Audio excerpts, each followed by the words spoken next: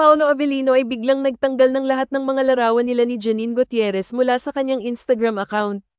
Ang hakbang na ito ay agad na napansin ng mga netizens matapos ang pag-amin ni Jericho Rosales kahapon na sila na ni Janine.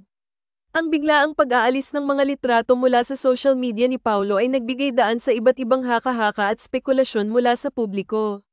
Matapos ang pag-amin ni Jericho, ang mga dating larawan ni Paolo at Janine na matagal nang nasa Instagram ni Paolo ay bigla na lamang nawala. Ang mga larawang ito ay dating patunay ng kanilang pinagsamahan at ng kanilang magandang relasyon. Ang pagbura ng mga ito ay nagbigay ng impresyon na may malaking kaganapan na naganap sa kanilang personal na buhay, na nagbunsod ng mga tanong at reaksyon mula sa kanilang mga tagahanga at netizens. Ang relasyon ni Paolo at Janine ay matagal nang naging usap-usapan sa social media, lalo na dahil sa mga proyektong pinagsamahan nila. Sinasalamin ng kanilang mga litrato sa Instagram ang kanilang magandang pagsasama at ang kanilang pagbuo ng magagandang alaala. Kaya naman, ang biglaang pag-aalis ng mga ito ay naging sentro ng diskusyon online.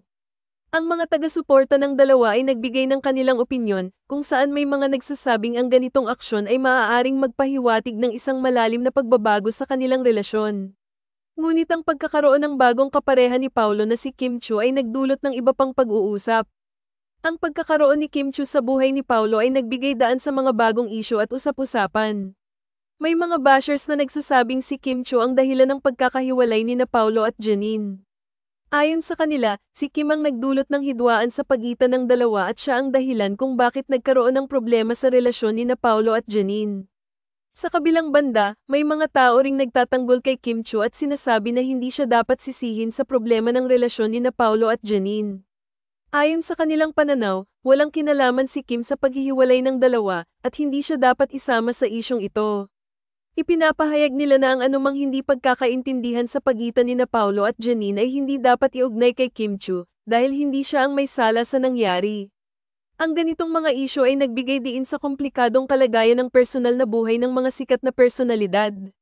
Sa mundo ng showbiz, ang mga relasyon at pagkakaibigan ay madalas na nagiging paksa ng public scrutiny at opinyon.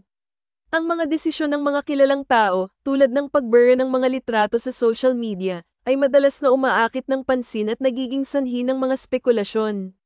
Sa kabila ng lahat ng ito, mahalaga pa rin na igalang ang kanilang pribadong buhay at huwag basta-basta husgahan batay lamang sa mga nakikita sa online na mundo. Sa kabila ng lahat ng usap-usapan at alingaw-ngaw, ang tunay na dahilan ng anumang pagbabago sa relasyon ni Paolo at Janine ay maaaring malaman lamang mula sa kanila mismo. Ang mga hakbang na ginagawa nila, tulad ng pag-aalis ng mga larawan sa social media, ay maaaring may sariling dahilan at hindi palaging nangangahulugan ng isang tiyak na paliwanag. Sa huli, ang tanging makapagbibigay linaw sa isyong ito ay ang mga taong direktang kasangkot. Ano ang sa inyo sa balitang ito?